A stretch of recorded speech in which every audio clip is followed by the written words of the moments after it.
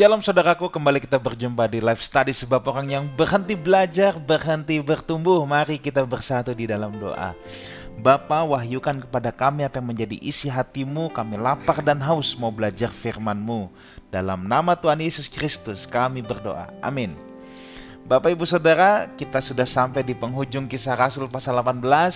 Sekarang kita akan membahas Kisah Rasul pasal 18 ayat 18 sampai dengan yang ke-28. Maka setelah pembahasan ini, tuntaslah sudah Kisah Rasul pasal yang ke-18. Oke, kita akan mulai dari ayat yang ke-18. Kisah Rasul 18 ayat 18. Paulus tinggal beberapa hari lagi di Korintus. Jadi ini saat-saat terakhir nih. Setelah Paulus tinggal 1,5 tahun lamanya, ini saat-saat terakhir Paulus di Korintus.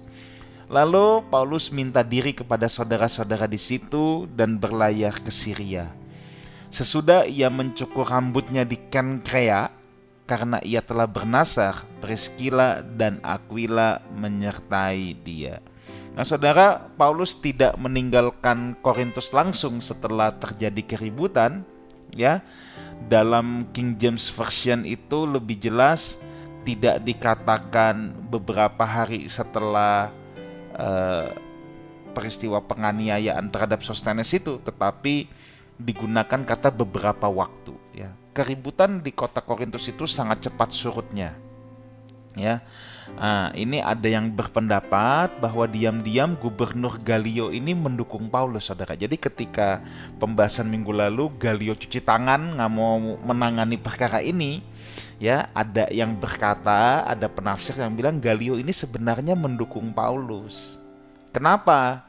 Nah sebab rupanya ada beberapa penulis kuno, walaupun ini tidak ada bukti akuratnya, saudara ya, itu yang berkata bahwa Paulus itu punya hubungan yang cukup baik dengan Seneca, ya, filsuf Stoik, ya, yang adalah kakak laki-laki dari Gallio, ya.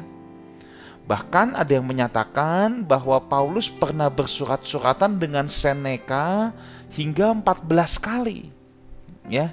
Jadi ya zaman dulu nggak ada WhatsApp, nggak ada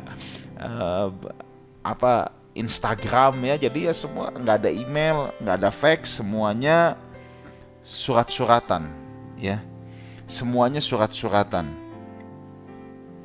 Jadi Bapak Ibu Saudara, ya, tentang hal ini bahwa diduga memang Gallio itu punya hubungan yang dekat dengan Paulus juga atau membela Paulus. Pada waktu Paulus akan pergi, Paulus berpamitan dengan saudara-saudara di situ dengan sungguh-sungguh dan dengan penuh kasih, dengan penghiburan dan nasihat-nasihat yang sesuai dengan doa-doa perpisahan. Pasti Paulus memberikan nasihat terakhir, ada doa perpisahan, ada pesan-pesan juga. Ya, jangan sampai rasul-rasul palsu merusak konstelasi iman mereka. Nah, Paulus dalam hal ini membawa Priscilla dan Aquila juga ikut pergi dari kota Korintus, ya. Karena memang Priscilla dan Aquila ini juga kepengen menyertai Paulus. Kita bisa lihat Priscilla dan Aquila ini pedagang, ya, pembuat tenda, tetapi hati mereka melayani dan memberitakan Injil sangat kuat sekali, ya. Dia mau ikut Paulus dan Paulus senang juga, Paulus diizinkan. Nah, Paulus singgah di Kenkrea. Nah, ini Kenkrea itu adalah daerah pelabuhannya dari Korintus. Nah, jadi orang-orang kan Korintus itu kota pelabuhan, ya. Jadi Kenkrea itu bukan sebuah kota, saudara, tapi sebuah wilayah. Mungkin ibarat Jakarta ini satu kota, wilayah pelabuhannya Tanjung Priok. Nah, kira-kira gitu, ya. Wilayahnya Tanjung Priok gitu. Nah, jadi Kenkrea ini wilayah pelabuhan di mana Korintus sendiri dikenal sebagai city hub, ya, kota pelabuhan, kota transit yang kita udah belajar. Nah, orang-orang ini mau keluar masuk kota Korintus akan melalui Kenkrea. Kalau mau melaut itu pasti dari Kenkrea. Nah, di sini dikatakan bahwa Paulus mencukur rambut, saudara, ya, bahwa ia mencukur rambut karena ia sudah bernasar. Nah, di sini yang seru, saudara. Nasar apa yang ia lakukan sehingga ia harus mencukur rambut? Karena tidak ada keterangan yang jelas di sini. Nasar apa yang Paulus ucapkan?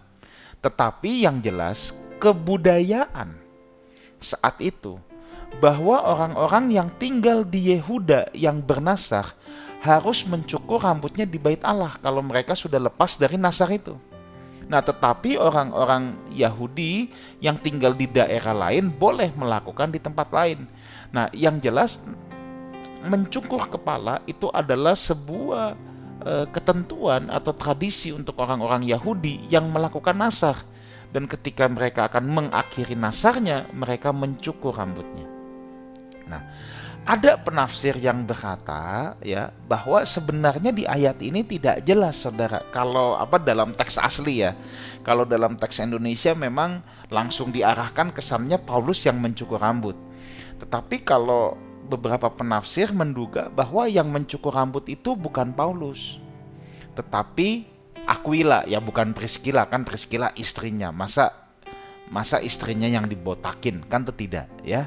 Nah, di sini adalah Aquila yang mencukur rambut, ya itu tidak terlalu penting lah ya siapa yang mencukur rambut. Tetapi secara konsensus umum mempercayai Paulus yang mencukur rambut, walaupun kita tidak tahu nasar apa yang diucapkan. Nah, menurut Bilangan 6 ayat 1 sampai 6 ya, ada yang berkata bahwa sebagai nasir Allah tanda ia telah melepaskan diri dari adat kebiasaan Yahudi ya. Jadi ada yang berkata memang dalam Bilangan 6 ayat 1 sampai 6 kalau Bapak Ibu lihat itu ada penjelasan tentang nasir Allah yang mencukur rambut untuk melepaskan diri dari nasar. Jadi ada yang menafsirkan karena Paulus ini rasul untuk orang non-Yahudi, dia tinggal di tengah-tengah non-Yahudi, mungkin dia mau melepaskan diri dari adat kebiasaan Yahudi. Tetapi pendapat ini juga ditentang, saudara. Sebab di kesempatan lain Paulus juga menulis, aku mengikuti kebiasaan Yahudi dengan sangat teliti, jangan lawan aku gitu. Nah, tetapi yang mendukung pendapat tadi bahwa Paulus mau melepaskan diri dari adat kebiasaan Yahudi, ada yang bilang ya itu kan dulu sebelum dia kenal Kristus ya. Jadi ya inilah seninya penafsiran ya. Dua-duanya bisa kita terima kok dengan sangat baik ya. Dengan sangat baik tanpa perlu saling menyalahkan. Nah, tetapi juga ada pendapat, kalau saya secara pribadi mungkin lebih mengarah pendapat yang terakhir ini. Mungkin Paulus membuat sebuah nasar di kota Korintus tentang pelayanannya di kota Korintus. Kita tidak tahu nasar apa yang dia buat. Dan ketika dia mau mengakhirinya, dia mencukur rambutnya. Nah, mungkin ini yang menurut hemat saya ini yang paling make sense atau yang paling mendekati. Tetapi kalau saudara mempercayai Aquila yang dicukur atau entah Paulus melepaskan diri dari adat kebiasaan Yahudi atau tidak, ya itu hak saudara ya. Menurut saya Paulus tidak melepaskan diri dari adat kebiasaan Yahudi. Kalau saudara di posisi Paulus tidak melepaskan diri dari adat kebiasaan Yahudi, maka yang benar adalah penafsiran Aquila lah yang dicukur. Ya. Tetapi kalau saudara berpendapat Paulus yang dicukur, rasanya Paulus memang tidak meninggalkan adat kebiasaan Yahudi, maka Paulus kemungkinan membuat sebuah nasar di kota Korintus dan ia ingin mengakhiri nasar tersebut. Itu posisi saya secara pribadi.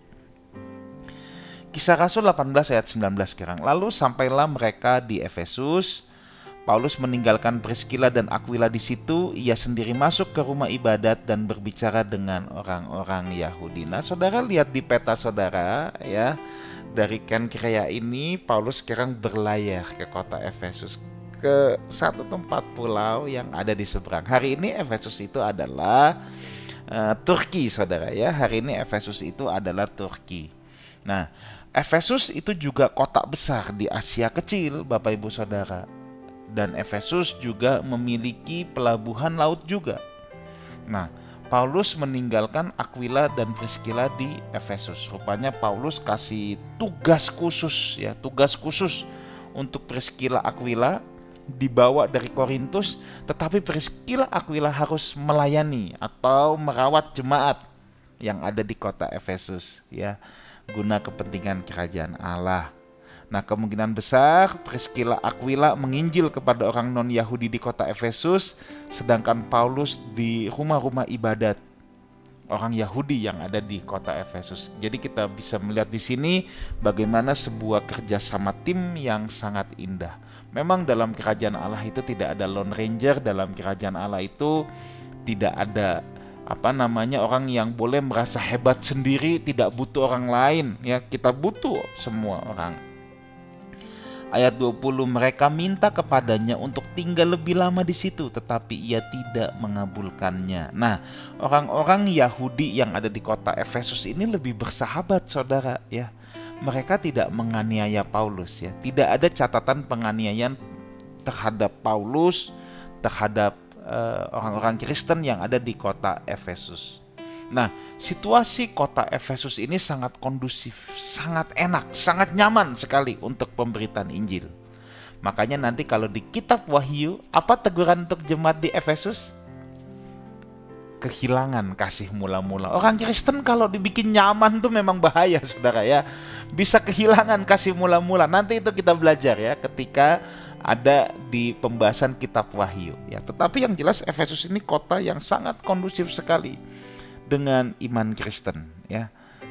Nah, Paulus mau meninggalkan Efesus, mereka mencoba menahannya, tetapi Paulus nggak mau. Nah, ayat 21, ia minta diri dan berkata, aku akan kembali kepada kamu jika Allah mengkehendakinya. Lalu ia bertolak dari Efesus.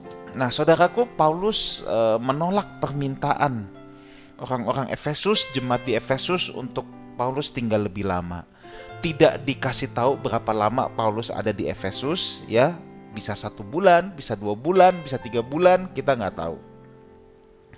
Tetapi yang jelas di sini Paulus mau buru-buru ke Yerusalem. Nah, sekali lagi, kok tahu Yerusalem? Di sini nggak ada, tapi King James Version yang mengambil teks sumber dari Textus Receptus, di mana Textus Receptus mengambil teks sumber dari Bizantin, ya. Sedangkan Alkitab kita ini teks sumbernya bukan dari sana, ya. Ya, nanti saya nggak bahas ini lengkap, ya. Tetapi KJV memberikan detail yang lebih akurat, ya.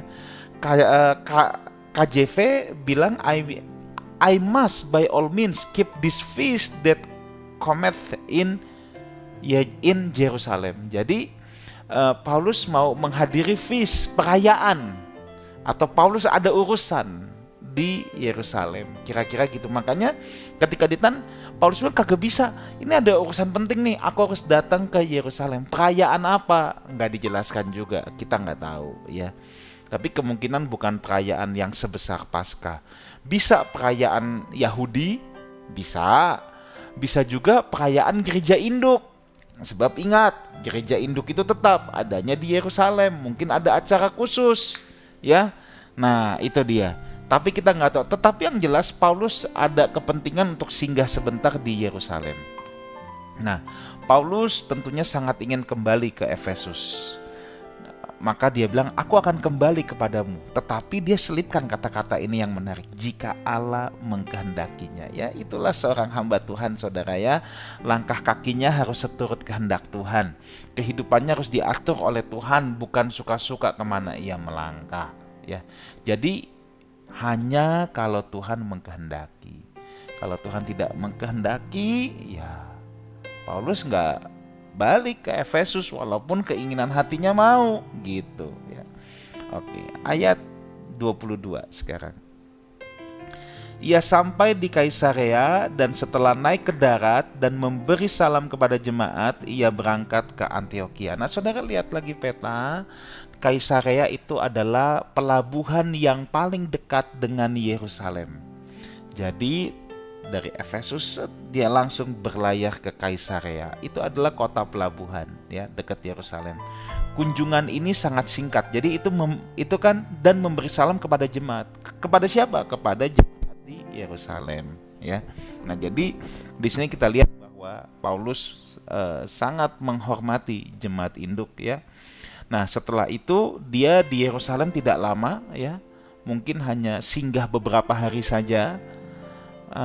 Setelah urusannya selesai, Paulus kembali ke Antiokhia. Coba lihat peta. Nah, itu Paulus kembali lagi ke atas, ke pusat gereja non-Yahudi, di mana gereja ini yang mengutus dia untuk melakukan perjalanan misi. Nah, jadi sekali lagi saya ingatkan yang dulu kita pernah bahas, ada dua pusat gereja. Yang pertama adalah pusat gereja Yerusalem, ini adalah orang-orang Kristen. Ya, orang-orang Kristen atau orang-orang Nasrani, orang-orang Yahudi yang percaya Yesus. Dulu disebutnya Nasrani dari kata Nosrin, Nazaret, karena Yesus dari Nazaret. Tetapi yang disebut Kristen itu adalah baru mulai penyebutan itu kan Kisah Rasul 11 di Antioquia kepada orang-orang non-Yahudi yang menjadi percaya kepada Kristus, itu disebut Kristen ya. Nah, jadi ada dua pusat kekristenan ya, Yerusalem dan Antioquia. Yerusalem untuk yang orang Yahudi, Antioquia orang non-Yahudi. Nah, Paulus langsung bergegas kembali ke Antioquia. Nah, itu adalah home base Paulus dan Barnabas dalam melakukan pekerjaan atau perjalanan misi. Ayat 23, setelah beberapa hari lamanya ia tinggal di situ, ia berangkat pula lalu menjelajahi seluruh tanah Galatia dan Frigia untuk meneguhkan hati semua murid. Nah, jadi di Antioquia juga nggak lama saudara, hanya beberapa hari, say hello, mengunjungi gereja home base-nya yang mengutus Paulus Barnabas sejak awal. Nah, jadi kalau saudara lihat, dia melakukan perjalanan darat ke atas lagi, ke daerah Frigia, Galatia, di mana Paulus sudah melakukan itu di perjalanan misi yang kedua. Dan kali ini ketika Paulus menjelajah tanah Galatia dan Frigia, berarti ini adalah kita mulai memasuki perjalanan misi Rasul Paulus yang ketiga. Paulus punya 4 perjalanan ya.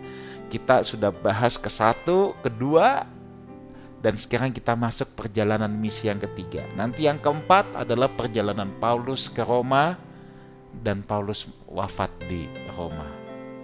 Oke. Ayat ke-24-25. Nah, ini menarik, settingnya berubah lagi. Settingnya sekarang ke kota Efesus lagi, bukan ke perjalanan ketiga. Nanti mulai minggu depan kita akan belajar saudara ya, memasuki Kisah Rasul pasal yang akan datang. Maksud saya kita akan belajar lagi bahwa Paulus memulai perjalanan yang ketiga. Tetapi sekarang kita settingnya kembali lagi ke kota Efesus ya. Ayat 24-25, sementara itu datanglah ke Efesus seorang Yahudi yang bernama Apolos, yang berasal dari Alexandria. Ia seorang yang fasih berbicara dan sangat mahir soal-soal kitab suci. Ia telah menerima pengajaran dalam jalan Tuhan. Dengan bersemangat ia berbicara dan dengan teliti ia mengajar tentang Yesus. Tetapi ia hanya mengetahui baptisan Yohanes. Nama Apolos pertama kali muncul di sini saudara ya. Dia memiliki peranan penting dalam kekristenan. Berikut beberapa keterangan tentang Apolos yang bisa kita ketahui. Yang pertama saudara, keterangan tentang Apolos adalah dia seorang Yahudi yang berasal dari Alexandria. Alexandria itu adanya di Mesir ya. Orang tuanya Apolos itu pasti orang Yahudi. Namanya Apolos, bukan Apollo. Kalau Apollo itu nama salah satu dewa berhala saudara ya. Melainkan Apolos namanya ya, pakai S. Ada banyak penafsir yang juga menyebutnya sebagai Apeles. Apeles itu nama yang disebut Paulus dalam Roma 16 ayat 10. Jadi Apolos dan Apeles ini banyak penafsir yang bilang ini satu orang yang sama. Yang kedua, kita bisa melihat ia memiliki karunia untuk mengajar dengan sangat baik dan fasih lidah, fasih bicara. Ya, menurut tradisi bahwa Apolos ini juara lomba debat yang diadakan di Areopagus. Jadi di Areopagus itu tempat berkumpulnya rakyat ya, seperti balai kota gitu. Itu suka diadakan lomba debat. Nah, Apolos ini pernah menang ya, atau dia pernah ikut lomba debat di situ dan menang. Jadi ini orang pintar sekali. Yang ketiga, ia sangat menguasai bahasa kitab suci. Ia seorang yang mempelajari kitab suci orang Yahudi. Dan dia juga sudah menerima pengajaran jalan Tuhan. Jalan Tuhan ini adalah, kalau kita lihat Kisah Para Rasul, ini nama lain dari kekristenan, jalan Tuhan ya. Makanya ada yang namanya ortodoks, ortos, ya, dan doksa. Itu artinya jalan yang lurus, ya, jalan yang lurus. Nah, itu juga dimana adalah persiapkanlah jalan yang lurus bagi Tuhan. Kita ingat itu kata-kata Yohanes Pembaptis. Makanya jalan Tuhan itu sangat kaitannya dengan orang-orang Kristen, ya, atau yang disebut juga dengan jalan yang lurus. Nah, kita nggak tahu Apolos ini menerima ajaran Kristus dari mana. Gagasan umumnya dia sudah dapat. Yesus adalah Kristus dan dia betul-betul nabi yang datang ke dalam dunia. Tapi yang baru dia tahu adalah baptisan Yohanes, yaitu baptisan pertobatan. Rupanya dia sudah familiar dengan ajaran Yohanes Pembaptis, tetapi dia mungkin belum tahu detail tentang Kristus. Mungkin dia sudah pernah dengar tentang kematian dan kebangkitan Kristus, tapi mungkin dia belum tahu teologianya. Untuk apa Yesus mati, untuk apa Yesus bangkit. Dan tentunya dia belum tahu tentang Roh Kudus. Dia belum tahu tentang memuridkan bangsa-bangsa dan membaptis dalam nama Tuhan Yesus. Ya. Nah, ini hal-hal yang dia belum tahu. Tetapi yang jelas di sini King James Version kembali menambahkan detail yang luar biasa. Dikatakan bahwa Apolos ini seorang yang rohnya bernyala-nyala, penuh dengan semangat dalam mengajar. Ayat 26, ia mulai mengajar dengan berani di dalam rumah ibadat. Tetapi setelah Priskila dan Aquila mendengarnya, mereka membawa dia ke rumah mereka dan dengan teliti menjelaskannya kepadanya jalan Allah. Ya, jadi Apolos sudah kenal tapi kurang lengkap. Aquila, Priskila terkesima, wah orang ini pintar luar biasa, tapi belum lengkap nih. Tapi belum lengkap. Apolos kan juga ikut mewartakan Kristus. Dia juga nggak takut sama orang-orang Yahudi yang menentang Yesus. Ya, kemunculan ini mencuri perhatian Aquila dan Priskila, lalu diundang ke rumahnya. Nah, ini yang penting kita belajar. Betapa luar biasanya kedua belah pihak ini, baik Apolos dan Priskila Aquila. Ya, coba lihat dari sisi Priskila Aquila dulu. Dia tidak menganggap Apolos sebagai saingan atau kompetitor. Aquila Priskila ini kan yang ditugaskan Paulus untuk merawat, ibaratnya jadi pemimpin gereja nih yang ada di Efesus atau pemimpin jemaat. Nah, sekalipun Apolos belum lengkap dalam pemahaman tentang Yesus, ya, Aquila Priskila yang udah tahu terlebih dahulu dari Paulus dengan hati terbuka mengajarkan kepada Apolos. Nah, King James Version bilang gini, expounded unto him the way of God more perfectly. Jadi luar biasa dari sisi Priskila dan Aquila adalah dia tidak menganggap hamba Tuhan lain sebagai saingan dan kompetitor. Sedih saudara kalau hari ini banyak yang melihat gereja lain kompetitor, pendeta lain kompetitor. Jangan, ya, bukan itu. Nah, dari sisi Apolos ini juga luar biasa. Dia orang cerdas, orang fasih lidah, debat juara, tapi punya kerendahan hati. Sebagai cendekiawan yang piawai, mau dengar pedagang tenda ini, pembuat tenda ini kan luar biasa saudara, ya. Ini kerendahan hati saudara, ini kerendahan hati yang harus kita belajar. Siapapun kita harus punya kerendahan hati, ya. Tidak mudah tentunya untuk kedagingan Apolos mau mendengarkan Priskila dan Aquila, tapi Apolos punya kerendahan hati. Saudara, orang yang berhasil dalam bidang apapun punya kecenderungan merasa diri lebih hebat, lebih besar, ya, lebih superior daripada orang lain. Hanya kerendahan hati yang membuat seseorang tetap mau belajar dari seseorang yang mungkin belum seberhasil dirinya.